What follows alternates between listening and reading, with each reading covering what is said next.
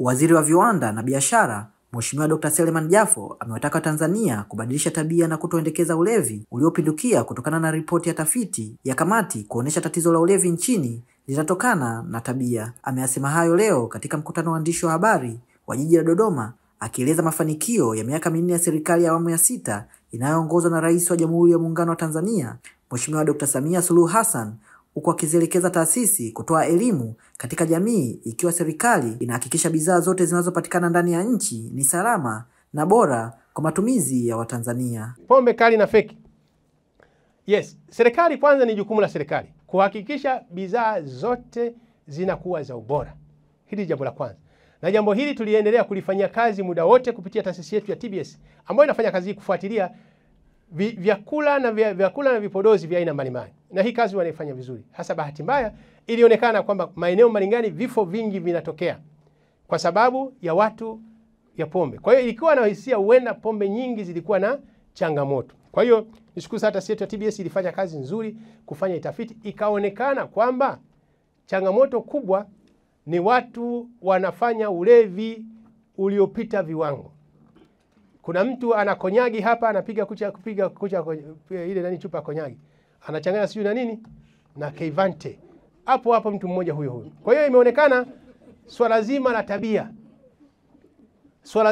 tafiti ilipofanya kwa mujibu wa kamati ilivyoelekeza, tatizo kubwa limeonekana ni tabia.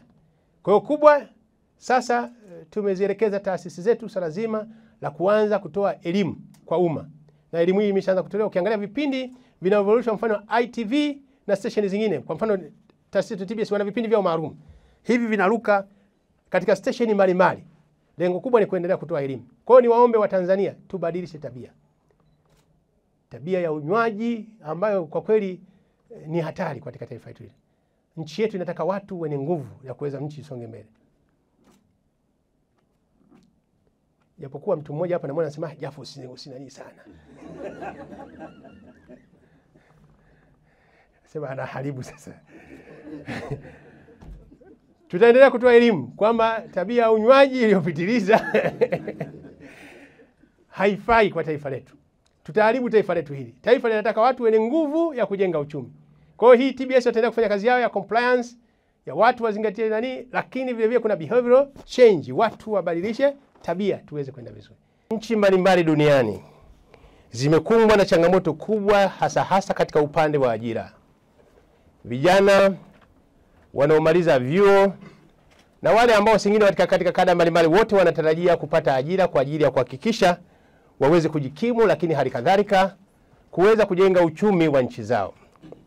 Lakini mara zote kama tunavyosema ni kwamba si rahisi sana, na hasa katika nchi zetu zinazoendelea, kuona kwamba vijana wote waweze kuajiriwa na serikali. Ni kwamba sasa maeneo mengine ni kwamba ni sekta binafsi ndio lango la kuwachukua watu wengi katika ujenzi wa uchumi wa nchi hizo. Serikali ya Daktari Samia Suluhu Hassan katika kipindi hichi cha miaka 5 sasa, ambapo yeye ameshika sasa miaka 4, tuseme kwamba imeendelea kufanya kazi kubwa katika upande wa viwanda na biashara. Wizara ya Viwanda na Biashara ambayo ikiwa na jukumu hilo la kutengeneza mazingira wezeshi watu waweze kufanya biashara inaongoza, lakini ikiwa na taasisi zake takriban 13. Sambamba na hayo, Dr. Jafo amesema katika kipindi cha miaka 5 ya serikali ya Dr. Samia Suluhu Hassan, taasisi zimeendelea na jitihada mbalimbali za kuendeleza sekta ya viwanda na biashara kwa kuzingatia miongozo ikiwa pamoja na Dira ya Taifa ya 2025, Ajenda ya Dunia ya Maendeleo Endelevu ya 2030, Ajenda ya Maendeleo ya Bara la Afrika 2063, Ilani ya Chama cha Mapinduzi CCM 2020 hadi 2025 na mipango endelevu ya miaka 5 zikilenga kukuza mazingira rafiki ya biashara, kuvutia wawekezaji, kuimarisha viwanda na kuchochea ujasiriamali. Mfuatiliaji na mtazamaji wa Washindi Media, usisahau kubonyeza kitufe cha subscribe ili uwe wa kwanza kupata taarifa zetu.